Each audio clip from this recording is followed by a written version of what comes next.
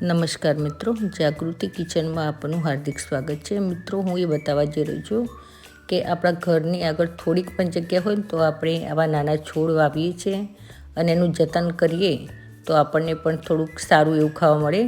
જો આ એક મરચાંનો છોડ છે, એમાં હું ગાયનું છાણ જ યુઝ કરું છું, બાકી કોઈ બહારના ખાતરો નથી નાખતી। પણ તો જો કે સરસ મરચાં બેઠેલા છે ને, અને આમાં ટાઈમસર પાણી આપવાનું હોય છે, અને બાકી એને કોઈ થોડીક કેર સરખી કરવી પડે કે એને અંદર જે ખોદાણ કામ કરવું પડે। પછી એક આ રીંગણનો છોડ છે, જુઓ કે સરસ નાના નાના રીંગણો બેઠેલા છે ને।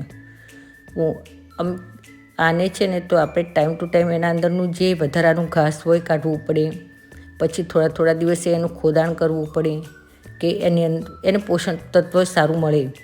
અને આમાં હું અમારા ત્યાં પાંજરાપોળમાંથી ગાયનું છાણ લાવી અને એમાં હું સમથિંગ મહિનામાં એકવાર તો અમે એને છાણને સરસ રીતે ખાતરનો ઉપયોગ કરતા જ રહીએ છીએ કે છોડ પણ સરસ થાય। અને એમાંથી જે મરચાં છે, રીંગણ છે, ટામેટાનો છોડ છે, પછી ફુદીનો છે, તો એ બધું સરસ થાય। આપણને ખાવા જેટલું બનાવીએ એટલું આપણને સારું ખાવા મળે। જો મિત્રો, આ 500 ગ્રામ જેવા મારી લીલા રવૈયા ઉતર્યા છે। હવે આ જો ફુદીનો છે, ફુદીનો પણ કેટલો સરસ થયો છે। આમાં મિત્રો, આ વિડીયો તમને પસંદ આવે તો લાઈક અને સબસ્ક્રાઈબ